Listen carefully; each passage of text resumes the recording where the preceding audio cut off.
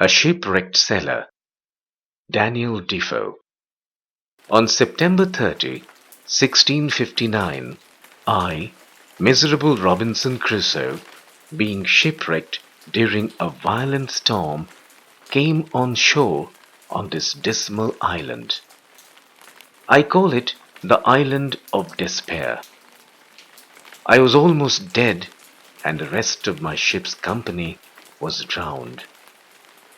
I had neither food, house, nor clothes. I feared I would be devoured by wild beasts. When night came, I slept in a tree for fear of wild creatures. It rained all night. The rain continued through the next day with gusts of wind. Only a wreck of my ship was to be seen at low water. I swam to the wreck to rescue and secure for my survival some food and other provisions. I was able to collect some wood, cable, string, a knife, nails, and a gun. I also collected a hammock and some canvas with which I made a tent. I got some ink and paper. I also found some money, but they were useless to me in this barren island. I was some 100 leagues out of the ordinary course of tread of mankind. I was convinced I had to spend the rest of my life alone in this wild, desolate island. I searched long for a place of safe habitation. I found a little plain on the side of a rising hill. On the rocky wall of the hill there was a hollow place worn in, like the entrance of a cave. On the flat of the green, just before this hollow, I resolved to pitch my tent. I cut the wood I collected into stakes. I drove them into the ground in a semicircle around my tent. The stakes stood 6 inches apart from each other. I put the cables I had rescued from the ship around the stakes in the manner of a fence. I used a short ladder to go over the fence. Once in, I withdrew the ladder after me, so that I was completely fortified against the world outside. Into the tent I brought all my stores and provisions. After I had been on the island for 10 or 12 days, it occurred to me that I would lose the measure of time. This was because I had neither watch nor calendar. To prevent this, I cut with my knife upon a large post the date of my landing.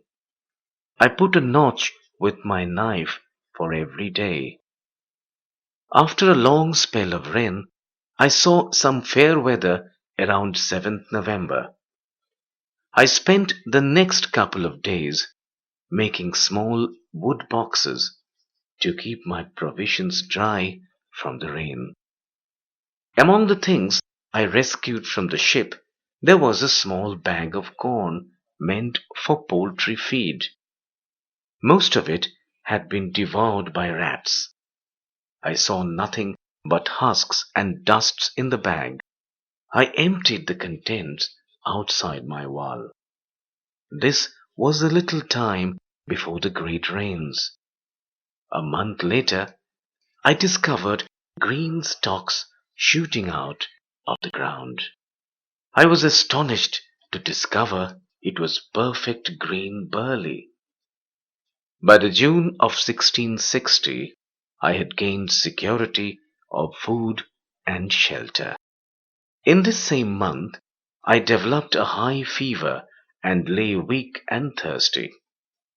I recovered around 30th and gradually felt stronger than the day before.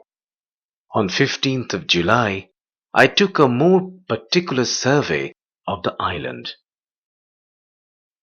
Around 2 miles up, I found a brook with pleasant meadows by its bank, plain, smooth, and covered by grass. In a woody part, I found melons in great abundance and grape trees. The grapes were ripe and rich. Further into the land, I found a great number of cocoa, orange, and lemon trees.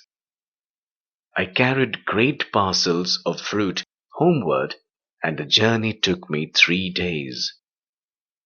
I was tempted to transfer my habitation to this valley of fruits.